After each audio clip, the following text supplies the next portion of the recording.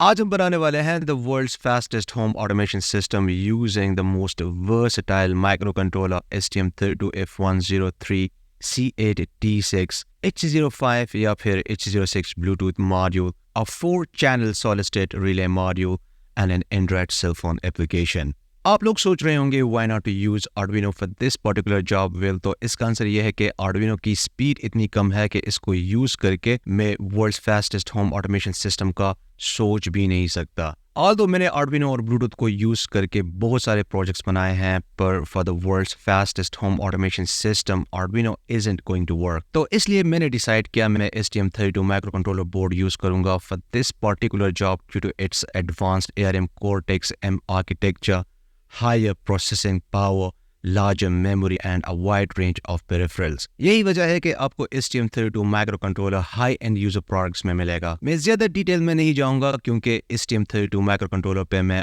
Already 45 minutes की long video बना चुका हूं जो कि मेरे दूसरे चैनल इलेक्ट्रॉनिक क्लिनिक पे अवेलेबल है। मैकेनिकल रिलेज की स्विचिंग स्पीड काफी कम है as compared to the solid state relays, क्योंकि मैकेनिकल रिलेज में मूविंग कॉन्टैक्ट्स होते हैं and you know energizing and de-energizing of the relay coil also take time और additionally contact bounce। तो ये सब चीज़ें मिलके रिले के स्विचिंग स्पीड को काफ़ी कम कर देती हैं और मैकेनिकल रिलेज का लाइफ स्पेन भी काफ़ी कम होता है due to wear and tear because of the moving parts. While on the other hand solid state relays में मूविंग पार्ट्स या मूविंग कॉन्टैक्ट्स की जगह पे इलेक्ट्रॉनिक कंपोनेंट्स होते हैं जिसकी वजह से इनका रिस्पॉन्स टाइम काफ़ी फास्ट होता है, making them suitable for applications requiring rapid and precise switching.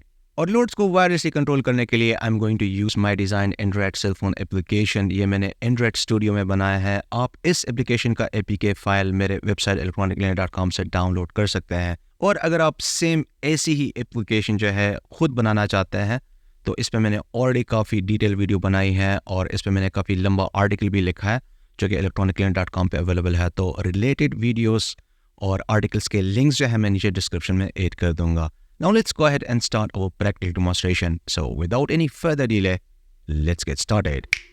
तो my dear friends, जैसे कि आप देख सकते हैं मैंने पूरे सिस्टम को पावर अप किया हुआ है। मैंने 220 वोल्ट के वायर्स भी कनेक्ट किए हैं और मैंने यहाँ पे 5 वोल्ट भी कनेक्ट किया है। तो सिस्टम बिल्कुल रेडी है और डेमोन्स्ट्रेशन स्टार्ट करने से पहले I would like to explain कि जब 220 वोल्ट कनेक्टेड हों तो आप लोगों ने रिले के कॉन्टैक्ट्स को बिल्कुल भी टच नहीं करना। ये काफ़ी डेंजरस हो सकता है और आप लोगों की जान भी जा सकती है, सो बी वेरी केयरफुल। तो अभी डेमोन्स्ट्रेशन पर्पसेस के लिए मैं मैकेनिकल रिले मॉड्यूल यूज़ कर रहा हूँ। यह है 4 चैनल रिले मॉड्यूल और इसके साथ कनेक्टेड हैं ये 220 वोल्ट के बल्ब। मेरा Android cell phone application already connected है ब्लूटूथ के साथ, क्योंकि ब्लूटूथ पे आप देख सकते हैं LED जो है वो ब्लिंक नहीं कर रही है। सो इसका मतलब ये है कि ये दोनों आपस में कनेक्टेड हैं। तो सिस्टम बिल्कुल रेडी है और चले अब हम इन बल्ब्स को ऑन और ऑफ करते हैं।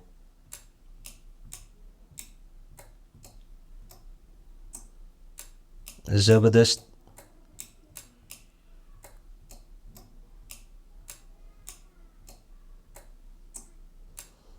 ये अभी भी काफ़ी फास्ट है लेकिन मेरा एम है कि मैं दुनिया का फास्टेस्ट होम ऑटोमेशन सिस्टम बनाऊं।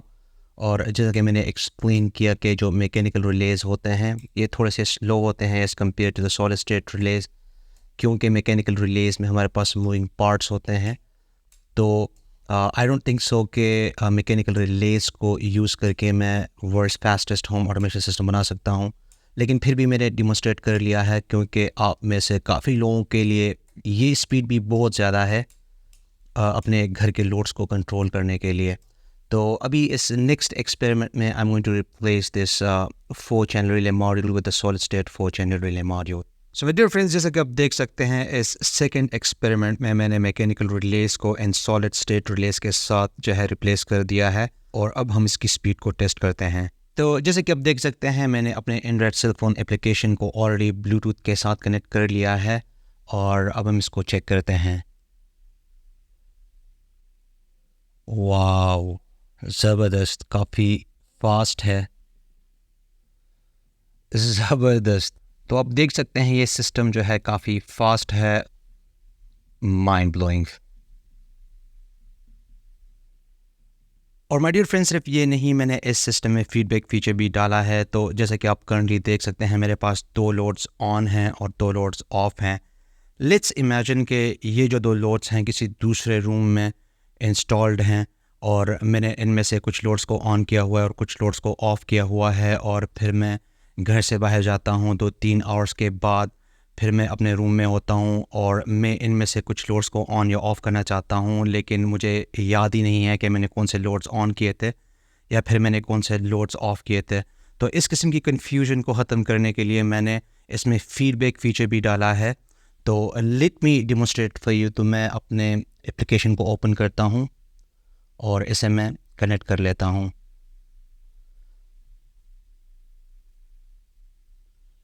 तो जैसे कि आप देख सकते हैं, जैसे ही मेरा Android cell phone application Bluetooth के साथ कनेक्ट हो गया, तो मुझे फ़ीडबैक मिल गया है कि मैंने ये 2 लोड्स जो हैं ऑन किए थे, और आप वहाँ पे भी देख सकते हैं जो 2 लोड्स हैं ये ऑन हैं।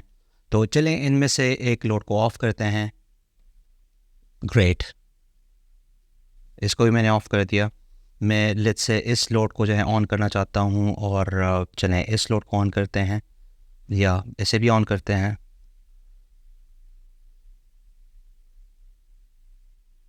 और ज़बरदस्त है, मैंने इस सिस्टम को काफ़ी बार चेक किया है, बहुत ही ज़बरदस्त काम कर रहा है।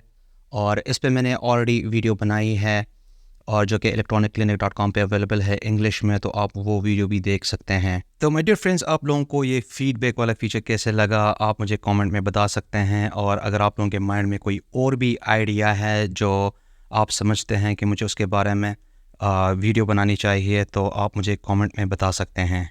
सो माय डियर फ्रेंड्स, जैसा कि आप देख सकते हैं, सिस्टम एकदम ज़बरदस्त काम कर रहा है। हमने मैकेनिकल रिलेज भी यूज़ किए, हमने सॉलिड स्टेट रिलेज भी यूज़ किए।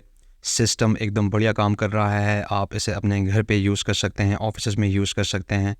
इस प्रोजेक्ट का सर्किट डायग्राम और आप लोगों ने STM32 माइक्रो कंट्रोलर की किस तरह से सेटअप करनी है और इसके पिंस को किस तरह से कॉन्फ़िगर करना है, तो वो सब कुछ मैंने काफ़ी डिटेल में आर्टिकल में एक्सप्लेन किया है। और इसको मैंने काफ़ी डिटेल में अपनी दूसरी वीडियो में भी एक्सप्लेन किया है, जो कि electroniclinic.com पे अवेलेबल है। तो आप वो वीडियो देख सकते हैं। और I am gonna highly recommend कि आप आर्टिकल जो है लाजमी रीड करें, क्योंकि ढेर सारी टेक्निकल चीज़ें हैं जो मैंने आर्टिकल में एक्सप्लेन की हैं और मैंने यहाँ पे एक्सप्लेन नहीं की हैं। सो दैट्स इट, आज के लिए बस इतना ही। And I hope you like today's episode. Like and share this video with your friends. See you in next episode and thanks for watching.